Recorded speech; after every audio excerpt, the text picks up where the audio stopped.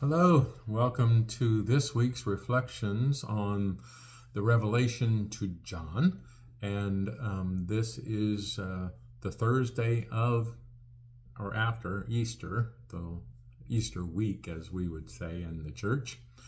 So I hope you had a pleasant Easter, and hopefully your snow's gone if you live up north. So if you haven't already, please take a moment and hit that subscribe button below the video and also that thumbs up icon. That will give us a little bit better formula for reaching out to folks who are maybe not yet watching. I don't know how that works, but they tell me it does. So thank you for participating in that way. Left off last week with Paul's admonition for people to abstain from sexual relations, because in his mind, Jesus was coming back almost immediately. It could happen anytime now. So to meet Jesus with a level of purity, we needed to get rid of any kind of distraction, if you will, which would include sexual relations. And obviously, with the 2,000 or so years that have gone by, no sexual relations, even for married couples, would mean we would wipe ourselves out as Christians. So none of what Paul spoke about should be used to justify compelling abstinence on any group or any individual. Paul was writing from a perspective that Jesus is coming back at any moment. So that's why he said those kinds of things. The message was to set aside all those worldly things and pleasures, because Jesus is going to be here at any moment. Could be today, could be tomorrow. Like I said, nearly 2,000 years later, we need to take what Paul said with a grain of salt. So most significant for an understanding of John's vision then in Revelation is that the Israelites saw thunder and lightning with a thick cloud over the mountain, and heard this loud trumpet blast. That was from the book of Exodus, when they were meeting God at Mount Sinai.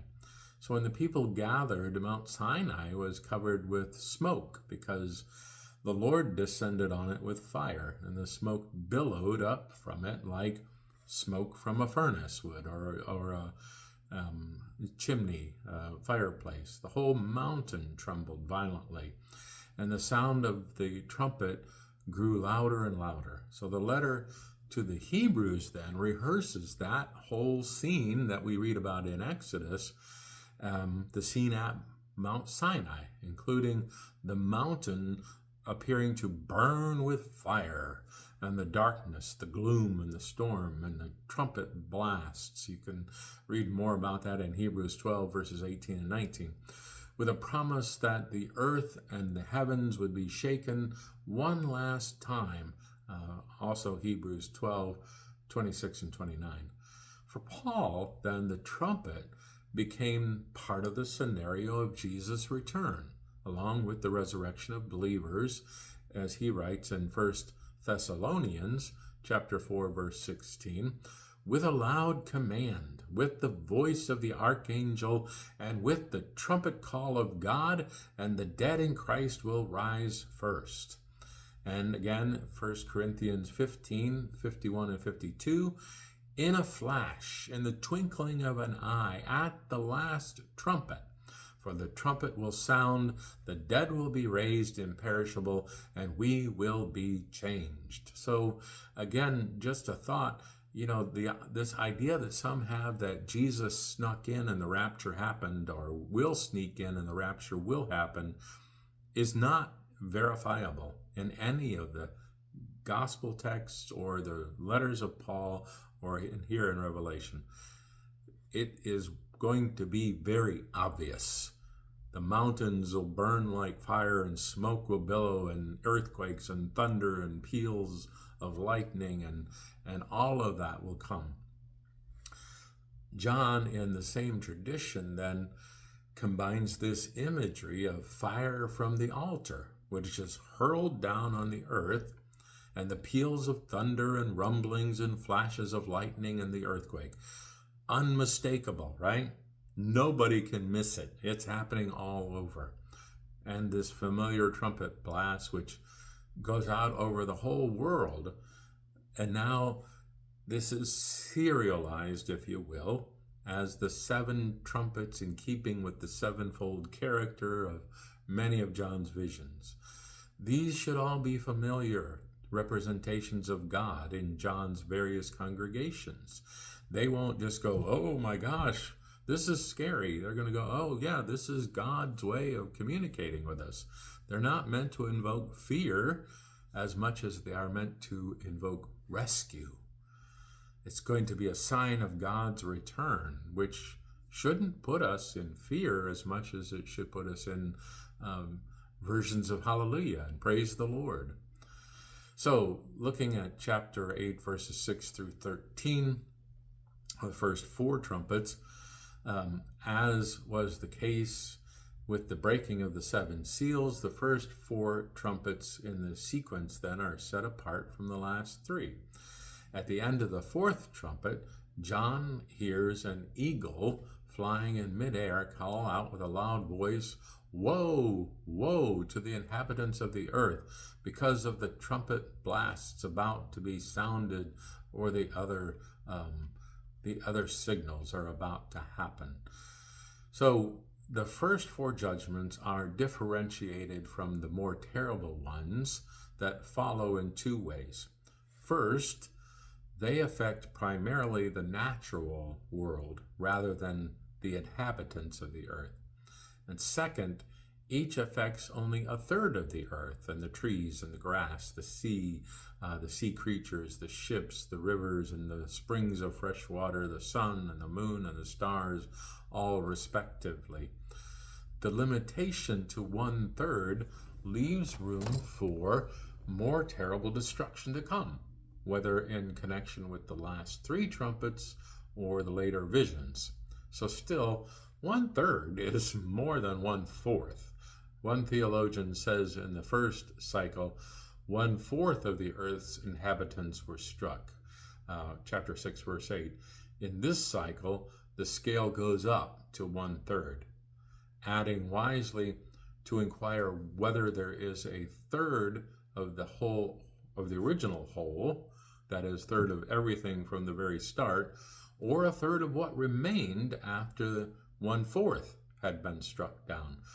And honestly, that would be a moot question. I mean, it's one that is interesting to theorize, but it really isn't going to matter in the long run because John works with the imagination, not with calculators. He's not saying they're going, okay, it was 1/4, now it's a third of the total, or is it a third after the 1/4, which would be, that's not John, okay? And that should not be where we're going, because that's something I call majoring in the minors.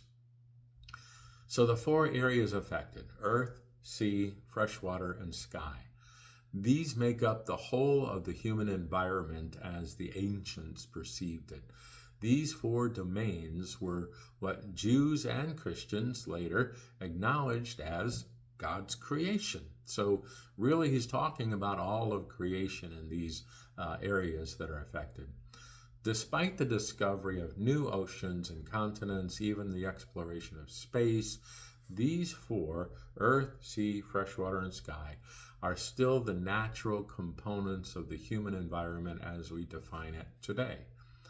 Already in the 6th seal, John had begun to view some of these domains of creation as potential spheres of the Creator's judgment.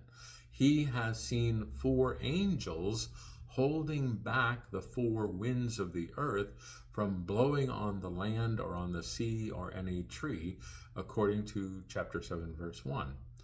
So all the terror inherent in the wind is now to be unleashed as the trumpets blow. Yet wind plays no explicit role in the trumpet series. Fire takes its place, probably with reference to the scene again from Mount Sinai. So just as the traditional trumpet of God is multiplied by 7 in the book of Revelation, so the Lord's descent in fire on Mount Sinai, echoed in John's fire from the altar, is serialized in the first 3 trumpet blasts. Hail and fire mixed with blood, hurled down upon the earth, something like a huge mountain, all ablaze, thrown into the sea, and a great star, blazing like a torch, falls from the sky. For John, no less than for the author of Hebrews, our God is a consuming fire. So 3 of the 4 judgments echo the plagues of the Exodus, preceding the giving of the law at Mount Sinai. Hail in connection with the first trumpet, the seas turning to blood in the second, and darkness in the 4th. Yet Mount Sinai, not the Exodus, dominates the imagery, at least up until this point. Fire, not hail or blood, is what damages the earth, the trees, and the grass. When a third of the fresh water turns bitter in verse 11, not bloody, but bitter, it is more like the waters of the city Mara after the departure from Egypt than the plagues themselves. So finally, the dimming of the light of the sun, moon, and stars by 1/3 is far from equivalent to the darkness that can be felt, or the total darkness that covered Egypt in Exodus chapter 10. Yet these reminders of the Exodus alert us to watch for more as the various visions continue. The controlling theme then is closer to the theme of Mount Sinai, fire from heaven. When the angel blows the second trumpet, the scene echoes Jesus' promise to his disciples that if any says to this mountain, "Go throw yourself into the sea," and does not doubt it in his heart, it will be done for him. Mark 11, verse 23. So in Revelation, the mountain is no ordinary mountain. It is the vehicle for fire sent down from God. It is as if Mount Sinai itself, all ablaze, has been taken up and thrown into the sea. Some would argue that the image of Mount Sinai being thrown into the sea is a sign of the destruction of the law. That is the law of Moses, or the law according to the Old Testament. Although the book of Revelation makes no such link between the Sinai imagery and some kind of curse of the law that Paul talks about in Galatians 3:13. Even so, it is still true that John views the throwing of the fiery mountain into the sea as an act of God's grace on behalf of God's people. Hard it is to accept that because we're not accustomed to thinking of God as the author of destruction. This is the case in which the first 4 trumpets are blown. They are God's answer to the prayers of the saints, going back to chapter 8, verse 3. Even the star that falls from the sky in connection with the 3rd trumpet is a messenger from God.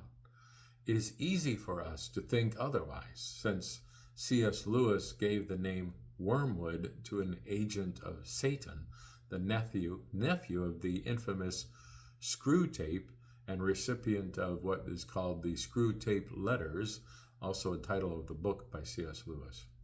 So the star called wormwood in John's vision is not a satanic messenger. Rather, it is the personification of something God threatens to do to God's people when they allow themselves to be deceived by false prophets.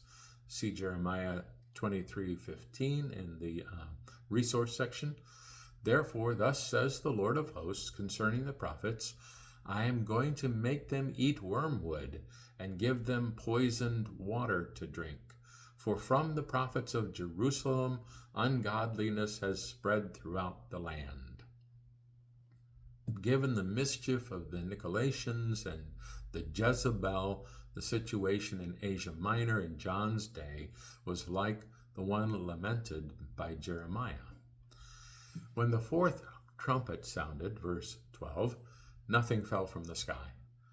The dimming light of the sun, moon, and stars, and consequently both day and night, sent another signal that the worst is yet to come.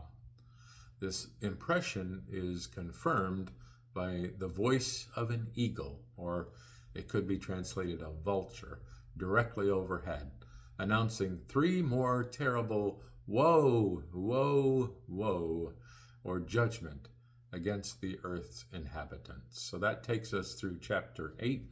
If you've not already done so, you may want to pause the video here, and at this point either read or listen to someone read chapter 9 for you. So chapter 9 begins the 5th trumpet, or the first woe. In the 1970s, an American family lived for a few months at an ecumenical study center outside of Jerusalem. And one afternoon, one of the sons spotted a large scorpion in the apartment that they were using. And they tried some bug spray on it, and it really had little effect. It seemed in no hurry to leave the apartment, so they called a man named Elias, a Palestinian Christian who worked the front desk where they were staying. And his advice was, don't do anything. Wait for me. I will be right there.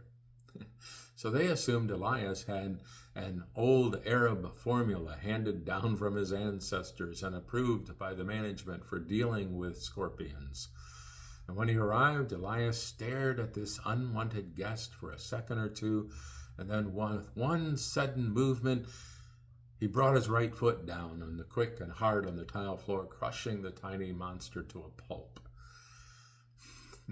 This became kind of a standing joke for the family. They all knew that any one of them could have just as easily done that as Elias insisted on doing for them.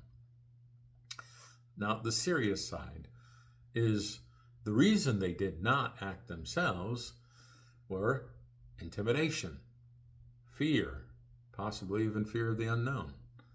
So this hostility in this section between humans and certain creatures of the earth is very ancient kind of thing. And in the Bible, it becomes a symbol, if you will, of the great conflict between good and evil.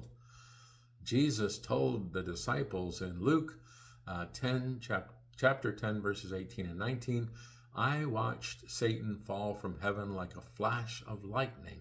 Indeed, I have given you authority to tread on snakes and scorpions, and over all the power of the enemy, nothing will hurt you. So we are allowed to stomp on them, I guess. So let's look at the opening of the abyss, chapter 9, verses 1 through 6. So in John's vision of the 5th trumpet in Revelation, the power and the promise given to Jesus' disciples in the Gospel of Luke is turned upside down. Here it is not Satan who falls from heaven to earth, but a star, recalling the star wormwood from a few verses earlier in chapter 8, verse 11. So the fact that this star has fallen does not imply some kind of defection or rebellion against God, as it talked about the lesser angels being cast out of heaven in Job.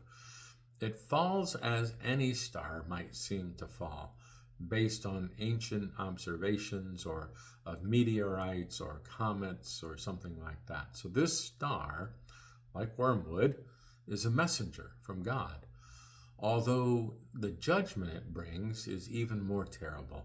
It does not strike the earth or poison the waters. Rather, with the key to the shaft of the abyss, it opens the pit, the very heart of the earth. And from the pit, or the abyss, comes smoke, like the smoke of a gigantic furnace darkening the sun and the sky. John writes, Then from the smoke came locusts on the earth, and they were given authority like the authority of scorpions of the earth. Verse 3. The situation is exactly the reverse of Luke chapter 10, verse 19. Instead of humans having authority to trample on snakes and scorpions and protection from harm or injury, the authority now, or the power, is given to that of the scorpions. And the strange demonic locusts that wield this authority use it precisely to harm or to injure human beings. So the words of woe preceding this section now begin to be borne out.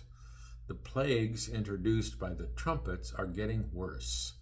The terrible locust plague now described is differentiated from the preceding 4 trumpets in that it affects the people, not the land. The natural targets of the locust was grass, plants, trees, and such. Now we are going to be attacking people, not us personally, but these new trumpet scorpions. Those were no ordinary locusts, such as those that attacked Egypt in Moses' time. John's locusts are more like the locust in Joel's vision centuries later. Joel 1, 6, and 7 says, "For a nation has invaded my land, powerful and innumerable. Its teeth are lion's teeth, and it has the fangs of a lioness. It has laid waste my vines and splintered my fig trees. It has stripped off their bark and thrown it down. Their branches have turned white." Joel's locust plague, like John's, heralds nothing less than the day of the Lord. Yet in Joel, the invaders are still part of the natural order of life in this world. In John's vision, they're supernatural, demonic. They come from the abyss. Natural locusts do not physically attack humans, yet John's locusts do, with the sting of the scorpion. Natural locusts, according to the biblical proverb, have no king, Proverbs 30, verse 27. But these locusts do. It says, "The angel of the Lord," whose name in Hebrew is Abaddon and in Greek Apollyon, which is also another name for destroyer. So this brings us to another difference between the 5th trumpet and the first 4. They were, as we have seen, judgments from God and from above, in keeping with the description in chapter verse 8:5 of an angel who, in response to the prayers of all the saints, took fire from the altar and hurled it down on the earth. This 5th trumpet, by contrast, introduces a judgment from below, from the abyss, or the depths of the earth, and consequently from the evil powers that live under the earth, associated with death, destruction, and the grave. God, of course, is still sovereign. He's still king over the whole process. For the star, fallen from the sky, was given a key to open the abyss, and the terrible locusts were given the sting of scorpions, and were told not to harm plants or trees, but only those people who did not have the seal of God on their foreheads. As often in biblical language, the passive voice points to God as the one who does the giving and the telling, and who also sets limits to the judgment. John adds that the locusts were not given power to kill them, but only to torture them for 5 months. Can you imagine being tortured by these creatures for 5 months? In my humble opinion, some things can be worse than death. So the situation is reminiscent of the book of Job, where the righteous Job suffered terribly at the accuser's hand. Some translations will say Satan's hand, only because God permitted the accuser to put Job to the test. The difference is that the ones suffering in connection with the 5th trumpet are not the righteous people of God, rather the inhabitants of the earth, further described here as those who did not have the seal of God on their foreheads. So John's language shows that he remembers from the earlier vision the sealing of God's people on their foreheads for protections. And that was in chapter 7, verses 3 through 8. Those 144,000, according to chapter 7, verse 4, transformed before God's eye into a great multitude that no one could count, from every nation, tribe, people, and language, according to chapter 7, verse 9. They are the only ones spared from this terrible plague of locust. So for them, Jesus' promise of authority from Luke chapter 10, verse 19, still applies, with the caution Jesus added, "Do not rejoice at this, that the spirits submit to you, but rejoice that your name is written in heaven." Some say the book of life. For the moment, we hear nothing more about them, but we move on to this great destruction as part of the opening up of the abyss. So the locusts and their king, chapter 9, verses 7 through 12 is where we're at. Visitors to an exhibit at the Museum of Science in Boston once could view huge models of common garden insects, enlarged hundreds of times over. And such a visit would certainly make anyone grateful that God created the world and its creatures on the scale he did. This is scary stuff. John, building on the prophet Joel's comparisons of locusts to lions or to horses galloping into battle, affords us a terrifying glimpse of what that different scale might look like. Such comparisons also occur in Middle Eastern poetry and folklore, both ancient and modern. So John's vivid description in verses 7 through 10 serves to underscore and heighten the horror of the preceding account of the demonic invasion. We learn, for example, that the scorpion-like authority talked about in verse 3 of the locust was no abstraction. Rather, that John perceived them with actual tails and stingers like scorpions, with the power to inflict intense physical pain over a period of 5 months. Small wonder that in those days people will seek death, but will not find it. They will long to die, but death will elude them, according to verse 6. The awful description ends by introducing the locust king, the angel of the abyss, so it is said, whose name in Hebrew is Abaddon, and in Greek, Apollyon, according to verse 11. And the Hebrew Abaddon is commonly translated as destruction, and is closely associated with death or the grave. So instead of the word normally found in ancient Greek translations of this passage, apolleia, which means destruction, John used a more personalized word, Apollyon, which means destroyer, more than just destruction, kind of an abstract. This is personified. He is an angel of the abyss, or the death. So this is keeping in the point that this destructive power is personal, both a king and an angel. In the book of Revelation, Apollyon is personal, yet not human. From interpreters identify this as the king or the angel of the abyss, with the fallen star that first released this terrible locust on all of the, or on a third of the earth from the shaft of the abyss in verse 1. Although stars can sometimes represent angels in John's vision, this angel is more likely one of the locusts from the abyss. His name, with the connection with John's description of them and like them, belongs to the abyss itself, just as the angels of the 7 congregations belong to their respective congregations, or the angel of the waters in the later visions belongs to the rivers and the springs of water that are turned to blood.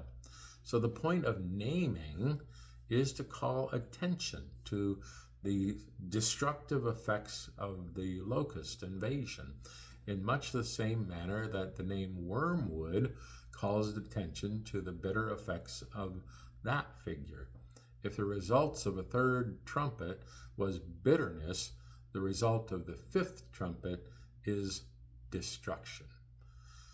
I'm going to stop there and leave you to kind of mull over all of that. I know this is intense, it's a lot, but I thank you for bearing with me. If you need to watch parts again or reread things, I get it.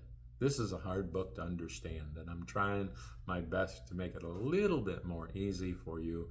And thank God we're not part of that third, I guess. So thank you again for joining me. If you happen to be in the Sun City Center area this Sunday, join us for worship, 10 a.m. And if you can't join us in person, you can join us via live stream on this same YouTube channel. Thank you again for being with us. I hope you're having a great week following a great Easter. Take care and God bless.